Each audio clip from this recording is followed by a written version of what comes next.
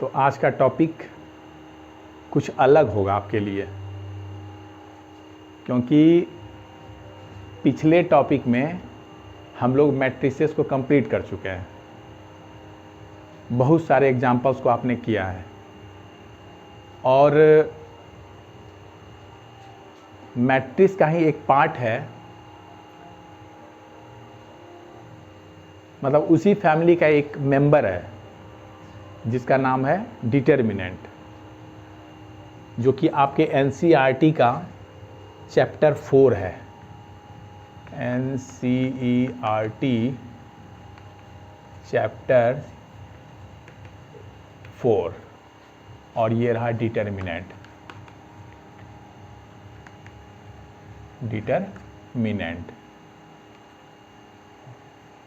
ये तो अभी आपको हमने बताया कि मैट्रिक्स का ये एक मेंबर है। इसका मतलब ये हुआ कि इसका ऑपरेशन भी मैट्रिक्स के जैसे ही मिलता जुलता होगा। तो दोनों में फ़र्क क्या होगा हम उसको समझते हैं। तो सबसे पहले आप देखिए कि मैट्रिक्स में जितने भी आपने क्वेश्चंस किए तो उसका कोई पर्टिकुलर सॉल्यूशन नहीं था, फिक्स्ड वैल्यू हमें नहीं मिलता था कि जो भी मैट्रिसेस के क्वेश्चन हम लोग करते थे तो उसमें एक नया मैट्रिक्स ही हमको मिल जाता था। लेकिन डिटर्मिनेंट में हम जो भी क्वेश्चंस करेंगे तो उसका एक आंसर हमको मिलेगा, यानी फिक्स्ड वैल्यू मिलेगा। वो इसलिए होता है कि मैट्रिसेस आपका एक अरेंजमेंट था। डिफिनीशन भी आपने कुछ ऐसा ही दिया था कि मैट्रिक्स इज एन अरे ऑफ नंबर्स एंड फंक्शंस। लेकिन डिटर्मिनेंट क्या है? उसी मैट्रिक्स का एक एक्सप्रेशन है। ठीक है, तो एक्सप्रेशन हमें वैल्यू देता है। वो किस तरह देता है तो इसको समझने के लिए सबसे पहले कुछ फैक्ट्स है, उसको आप समझिए और ज़रूरी हो तो इसे नोट भी हम कर लेते हैं, ताकि पिछले जो भी कॉन्सेप्ट था उसको हम लोग रिकॉल कर पाए थोड़ा बहुत। तो एक्चुअली हम इसको इस तरह से समझते हैं, पिछला रिकॉल कर रहे हैं कि मैट्रिक्स क्या था? इज एन अरे, यानी अरेंजमेंट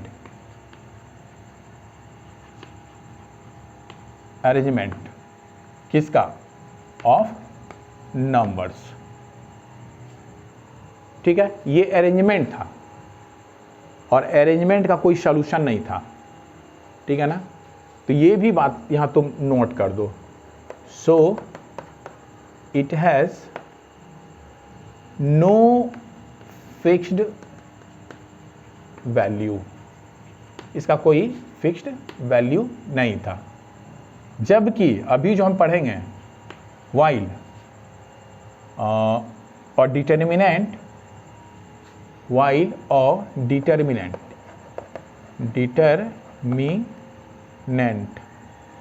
ये क्या है? वाइल और डिटर्मिनेंट इज एन, क्या बताएं? इज एन एक्सप्रेशन है। चलो यहां हम अंडरलाइन कर देते हैं। डिटर्मिनेंट ये क्या है? अरे है, यानी अरेंजमेंट है मैट्रिसेस आपका, लेकिन डिटर्मिनेंट आपका एक एक्सप्रेशन है। एंड एक्सप्रेशन है जो कि हमें यही स्क्वायर मैट्रिक्स से मिलेगा। Expression obtained by a square matrix, जो कि आपको एक स्क्वायर मैट्रिक्स से मिलता है। केयर करना है यहाँ, डिटर्मिनेंट जो भी होगा सारा केवल स्क्वायर मैट्रिक्स का ही होगा। ठीक है, स्क्वायर मैट्रिक्स। सो यहाँ लिख दो, सो इट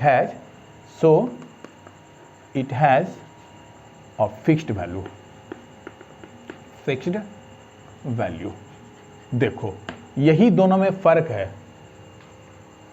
अगर डिफिनीशन क्लियर नहीं हुआ तो तुम इसको ऐसे समझो, जैसे तुमने प्रोडक्ट ऑफ मैट्रिसेस पढ़ा था, तो हम एक प्रोडक्ट ले लेते हैं, मतलब आप एक मैट्रिक इक्वेशन लेते हो।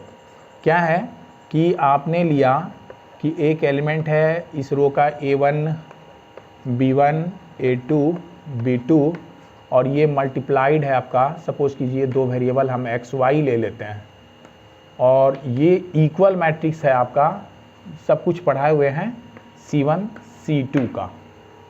ठीक है, ये काम आपने किया था, यानी इस पर बेस्ड हम लोग क्वेश्चन किए थे कि दो मैट्रिसेस है, इसका प्रोडक्ट ये मैट्रिसेस है। चूँकि मैट्रिसेस को ऐड करते थे, सब्सट्रैक्ट करते थे या फिर मल्टीप्लाई करते थे, तो जो भी रिजल्ट आता था वो मैट्रिक्स ही होता था। तो यहाँ पर हमारा इस मैट्रिक्स का जो प्रोडक्ट है वो ये है। और याद करो, जब तुम इसको मल्टीप्लाई करता था कुछ ऐसे, तो तुम्हारा रिजल्ट होता था A1x प्लस B1y। देखो, इसका हमने मल्टीप्लाई कर दिया, जो कि एक मैट्रिक्स बना, और दूसरा इसके साथ, सॉरी, एक एलिमेंट बना। यहाँ से देखो A2x प्लस B2y, देखो ये रहा तुम्हारा इसका प्रोडक्ट, जो कि बराबर है C1 C2 का। चूँकि दोनों इक्वल मैट्रिक्स है, तो इसका मतलब ये हुआ, हम यहाँ लिखते हैं, इसका मतलब ये हुआ कि A1x प्लस B1y ये C1 है, इक्वल मैट्रिक्स का जो डिफिनीशन है उसके अनुसार, और दूसरा A2x प्लस B2y ये वैल्यू आपका C2 है। इस तरह से आपके पास ये एक साइमल्टेनियस लीनियर इक्वेशन मिल जाता है। देखो ये कहाँ से आया, तो इसी मैट्रिक्स का ये एक एक्सप्रेशन है। ठीक है, linear equation in two variables, और इसका सॉल्यूशन पता नहीं किस तरह से हम लोग निकालते थे, कैसे बोलते हो कि इसका ये कंसिस्टेंट है या इनकंसिस्टेंट है, तो ये डिपेंड करता है आपका इस वैल्यू पर, यानी इसका वैल्यू डिपेंड्स करता है, इट्स वैल्यू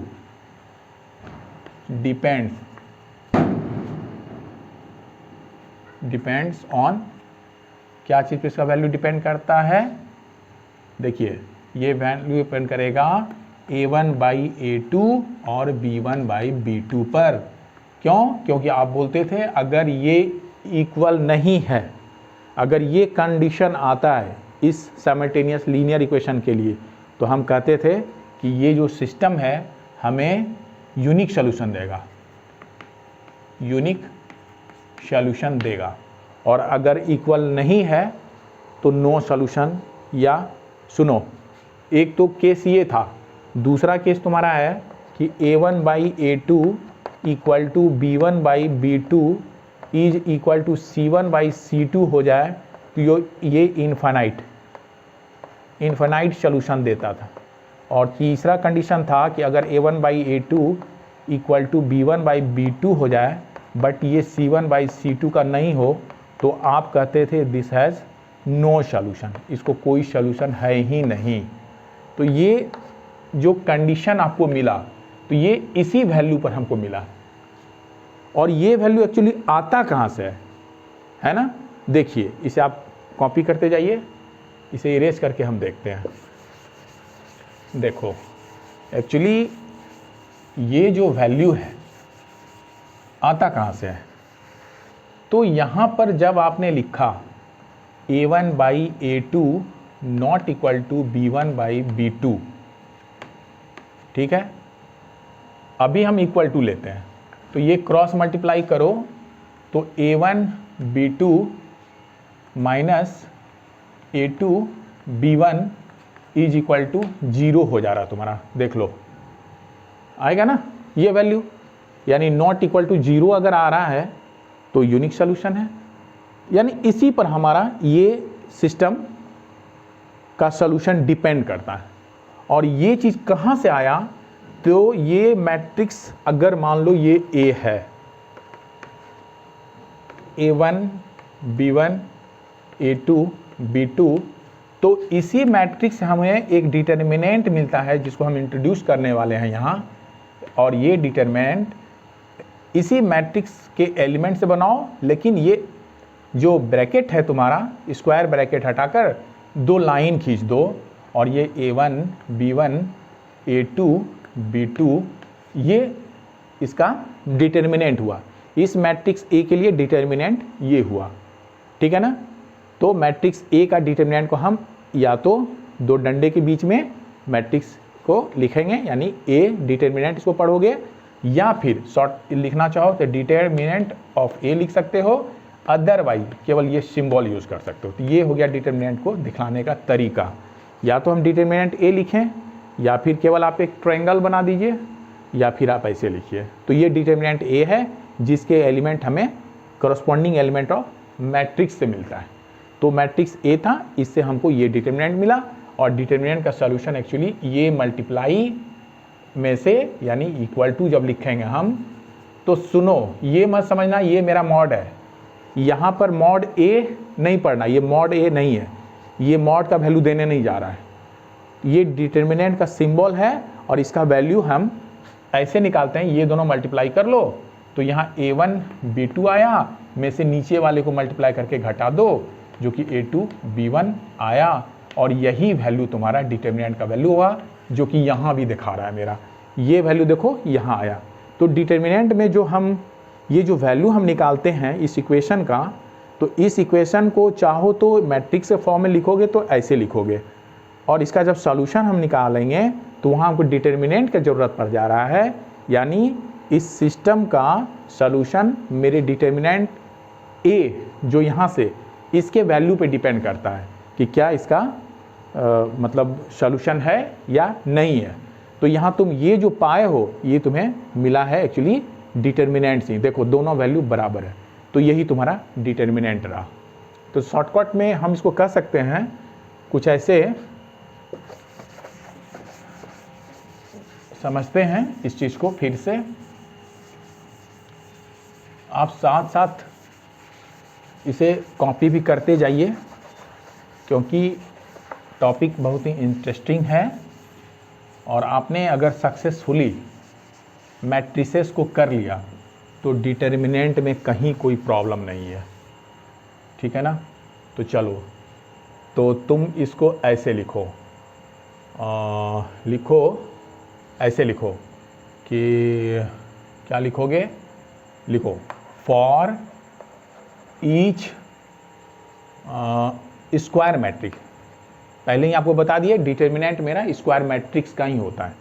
तो for each square suppose matrix A, एक मैट्रिक्स हम ए लेते हैं और जिसका एलिमेंट है ऐसा, जो जनरल हम लोग एलिमेंट लेते हैं, तो हो गया A11, मान लो फर्स्ट रो का एलिमेंट हम लिख रहे हैं, A12 A13, चलो नहीं लिखते हैं, ये बढ़ता गया तो A1n कॉलम तक हमने लिखा। इसी तरह दूसरे रो का एलिमेंट लिखोगे A21 A22 और ऐसे बढ़ते गए तो A2n n कॉलम का एलिमेंट हुआ। इसी तरह जब आप बढ़ते जाएंगे तो अंतिम कॉलम, चूँकि स्क्वायर मैट्रिक्स है यानी इसके n/n मैट्रिक्स हुआ है ना, तो n रो n कॉलम, तो n कॉलम तो आपने यहाँ दिखला दिया। मान लो ये बढ़ते गए तो nth रो में का फर्स्ट एलिमेंट ये रहा, ये nth रो का सेकंड एलिमेंट हुआ, और इसी तरह बढ़ते गए nth रो का nth एलिमेंट हुआ। तो ये तुम्हारा एक मैट्रिक्स है। चलो, मैट्रिक्स का सिंबल हमने दे दिया, ये आपका n ऑर्डर का स्क्वायर मैट्रिक्स है। तो लिख दो कि देयर एसोसिएट, इस मैट्रिक्स के लिए हम लिख रहे हैं an expression, there associate an expression, जिसको हम लोग कहेंगे called determinant,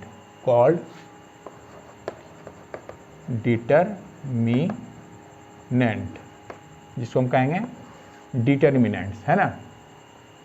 which is called determinant of matrix. मान लो ए है तो डिटर्मिनेंट ऑफ ए, एंड जिसे डिनोट करेंगे डिटर्मिनेंट ऑफ ए, यहाँ लिख दो डिनोटेड बाई, ऐसे लिखना, इसे मॉड हम नहीं पढ़ेंगे, ये हुआ डिटर्मिनेंट ए, या पढ़ो DET A या इसे लिखो इस ट्रायंगल के रूप में, डिटर्मिनेंट इसे हम पढ़ेंगे।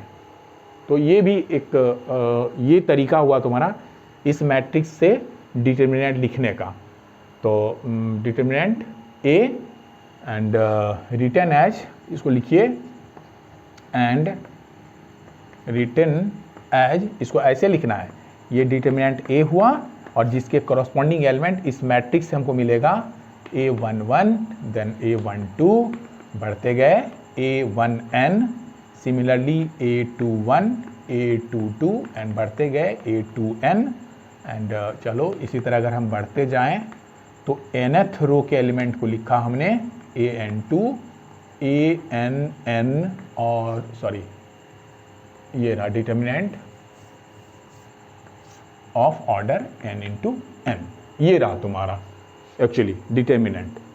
ठीक है, तो हम कह सकते हैं कि determinant of non square, note यहाँ कर दो, ये बात को आपको नोट करना है कि डिटर्मिनेंट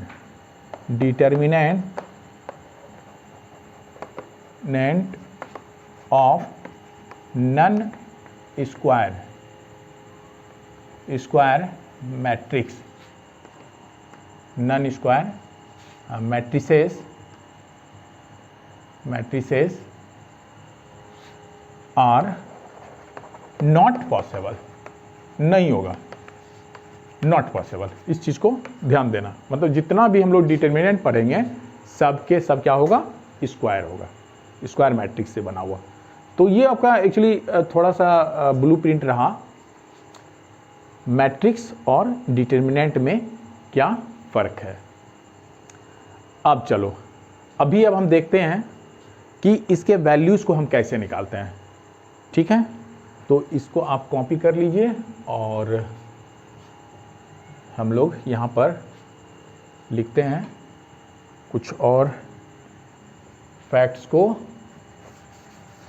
तो आपका कहलाएगा कि जैसे आपने वन ऑर्डर का आपने मैट्रिक्स लिया तो उसका डिटर्मिनेंट कैसे निकालेंगे और उसका वैल्यू हम कैसे निकालेंगे वो यहाँ से हमको पता चलने वाला है। तो यहाँ हेडिंग आप दे देते हैं कि यहाँ वैल्यू दे दो, value of determinant, value of, चलो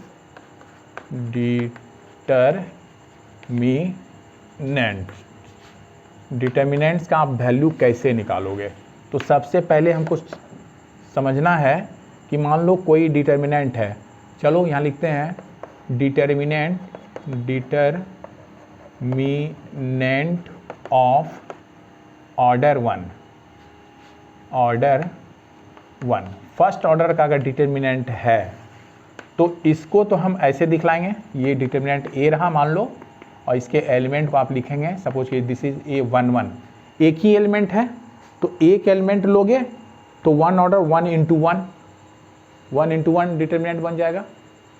ठीक है ना, और देखो तो इसका वैल्यू मेरा A11 ही रहा, यानी जो भी यहाँ एलिमेंट है वही एलिमेंट इसका आंसर रहा। ठीक है, इसी तरह अगर हम दूसरा डिटर्मिनेंट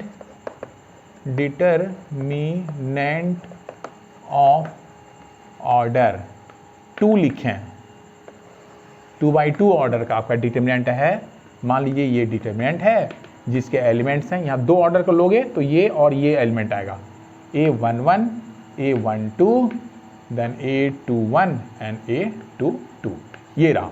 और इसके वैल्यू को निकालने के लिए हमारे पास जो रूल है वो होगा, इसको आप ऐसे मल्टीप्लाई कीजिए तो हो गया A11 A22 में से घटा देना है, इसके मल्टीप्लाई कीजिए तो ये हो जाएगा A21 एंड A12। देखो ये जो वैल्यू है यही इसका सॉल्यूशन है। अब बात है कि अगर 3 ऑर्डर का होता है तो उसके वैल्यूज़ को हम कैसे निकालते हैं। तो यहाँ देखो इस चीज़ को कि ये तो सिंपल था कि जब हमने आपको थर्ड डिटर्मिनेंट ऑफ ऑर्डर 3 जब हम फाइंड करेंगे, देख लीजिए, डिटर्मिनेंट ऑफ ऑर्डर 3 हम अगर फाइंड करते हैं तो इसके एलिमेंट को क्या करोगे, देखो तब तो अगर मेरा ये डिटर्मिनेंट A है और एलिमेंट्स इसका A11, A12, A13, A21, A22 और A23, then A31, A32 and A33 अगर है, तो यहाँ पर थोड़ा ये डायरेक्ट एप्लीकेशन लगाने में हमको मुश्किल हो रहा है। तो इससे निकलने के लिए, मतलब इसे इजी करने के लिए हम यहाँ 2 कॉन्सेप्ट जानने वाले हैं। वो होगा, इसको बनाने के लिए हमें 2 कॉन्सेप्ट चाहिए, यानी हमें यूज़ करना होगा फॉर दिस, ऐसे लिख दो, to find this, to find this value means value of this type of values means determinant A के लिए हमें समझना होगा कि वी यूज, चलो शॉर्टकट में लिख दो, वी यूज 2 कॉन्सेप्ट हमें यूज करना है। पहला होगा minor of the element, each element minor, चलो शॉर्ट में लिखे, एक हमें पता करना है माइनर और दूसरा को फैक्टर। ये 2 टर्म्स आपको आएगा, को फैक्टर्स। ये 2 चीज़ हम यहाँ सीखेंगे और इसका यूज़ करके ही हम इसके सॉल्यूशन को कर पाएंगे। तो माइनर एंड को फैक्टर ऑफ ईच एलिमेंट हमें निकालना है, ईच एलिमेंट। तो ये चीज़ अब हमें आगे देखना होगा, ठीक है। अब हम देखते हैं ये होता क्या है एक्चुअली, माइनर एंड को फैक्टर क्या होता है। इसको आप कॉपी कर लीजिए, फिर आगे हम देखते हैं इस चीज़ को।